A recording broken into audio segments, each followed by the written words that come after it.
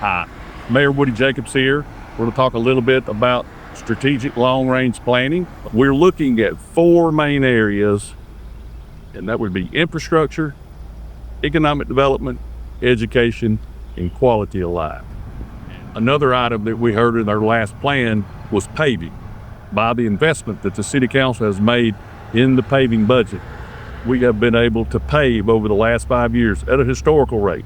But they've invested in paving equipment, additional personnel where we can mill and pave ourselves, and at the same time the contractors mill and pave.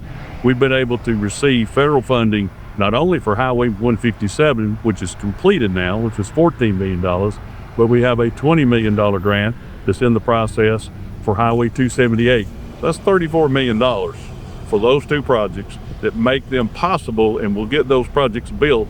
Without those dollars, those projects do not happen. Without the investment that we have made in other things in the city, those projects don't happen either. So we're very happy over the next 5 years to see 278 complete.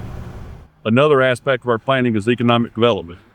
We've been able to revitalize our downtown area, and that was a major thing that people wanted. They wanted that walkability. They wanted to be able to move around.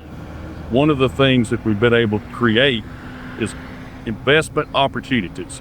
And we have two major buildings. One of them's behind me here, and another one's on the other side of town, that are historical buildings. Nobody in them, nothing going on. And as these parts of town have grown, now we have these shops behind us. We have the shops on the other side of town, and we have places that people go on the weekend. But that doesn't happen without the process of getting more dollars spent into the downtown, and that's for sidewalks, beautification, making it where people don't mind coming. Cullman has always been one of the top-ranked schools in the state of Alabama, but we were falling behind a little bit on some of the facilities.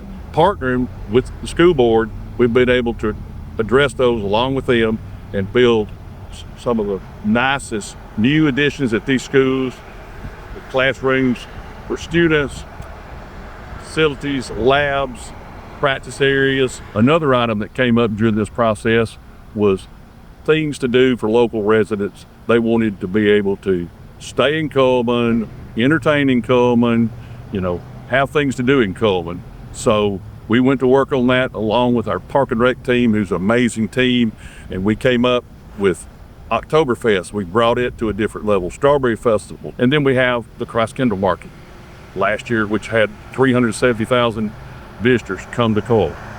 We heard from you about the water park.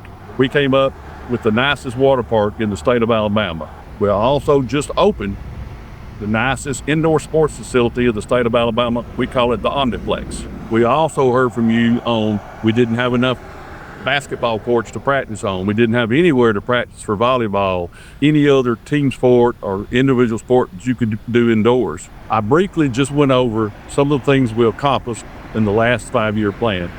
So we're at the point where we're ready to hear from you, again, our citizens.